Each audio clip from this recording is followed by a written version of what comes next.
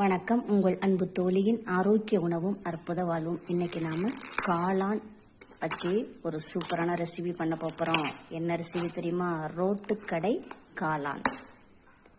இப்ப நாம இதெல்லாம் கழுவி சுத்தம் பண்ணி எடுத்துட்டு வந்துடலாம். இதுல 200 கிராம் காளான் இருக்கு. இதை நாம இப்ப கழுவி சுத்தம் பண்ணி கொண்டு வரலாம். ஓகே, எல்லாத்தையும் நல்லா அழகா சுத்தமா கழுவி எடுத்துட்டு வந்தாச்சு. இப்போ இதை பீஸ் பீஸா கட் பண்ணிக்கலாம்.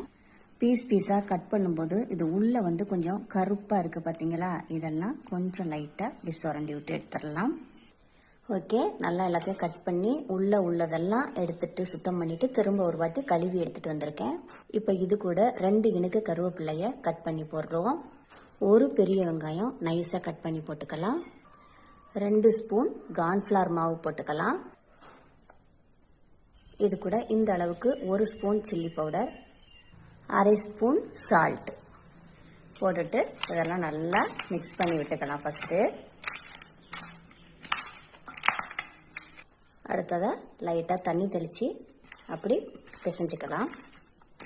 தண்ணி நிறைய தேவையில்லை. இதை கழுவுன அந்த ஈரமே போதும். அதனால இந்த மாவெல்லாம் சேர்த்ததுனால லைட்டா அப்படி தண்ணி தெளிச்சுட்டு அப்படி பிசறி விட்டாலே கரெக்டா இருக்கும்.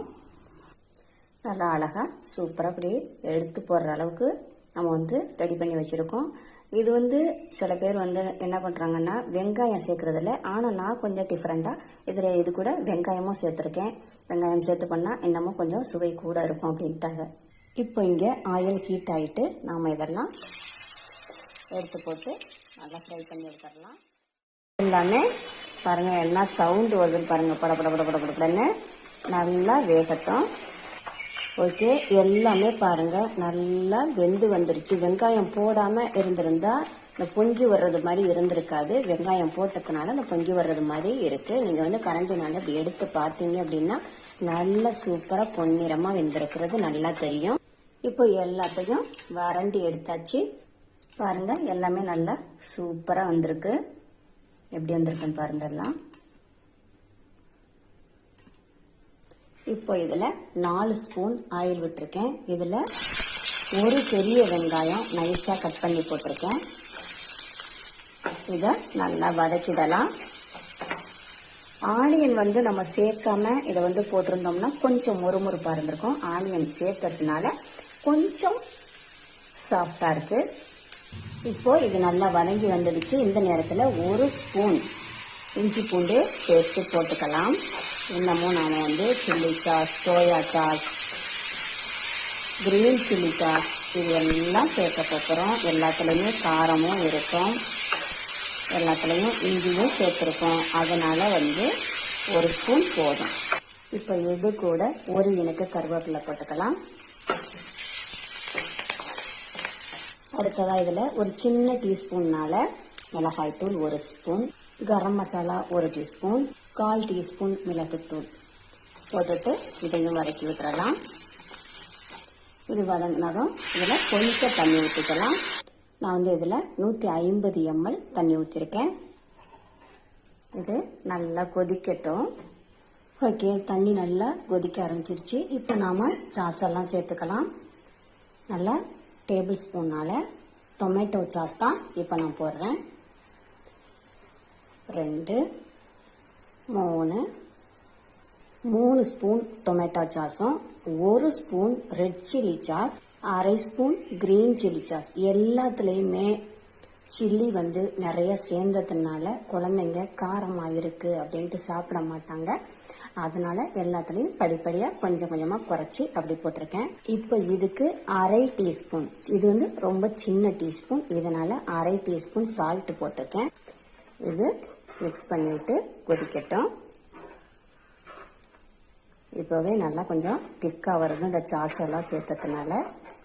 அடுத்ததா இது கூட மஷ்ரூமை போட்டுடலாம். இதையும் நல்லா மிக்ஸ் பண்ணி விட்டு கொஞ்ச நேரம் வேக வைக்கலாம்.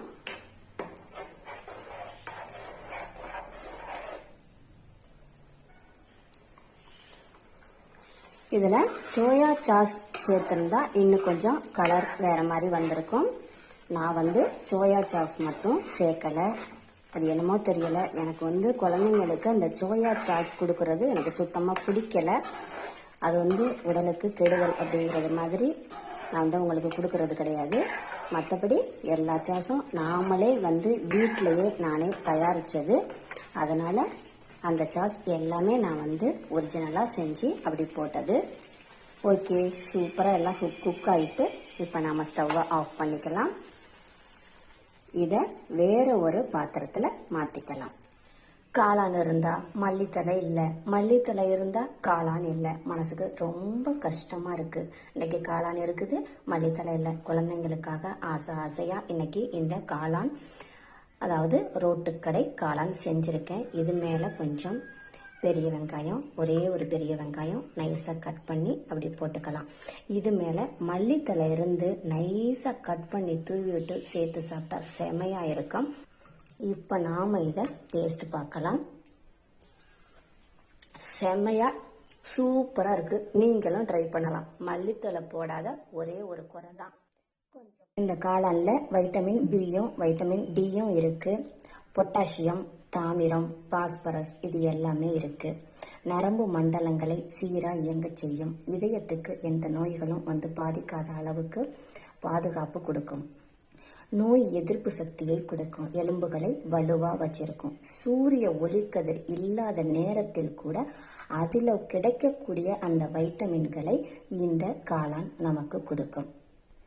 இந்த ஆரோக்கிய உணவு உங்களுக்கு பிடித்திருந்தால் லைக் பண்ணுங்க, ஷேர் பண்ணுங்க, சப்ஸ்கிரைப் பண்ணுங்க. மறக்காம பக்கத்தில் உள்ள பெல் ஐக்கானை கிளிக் பண்ணுங்க. தேங்க்யூ.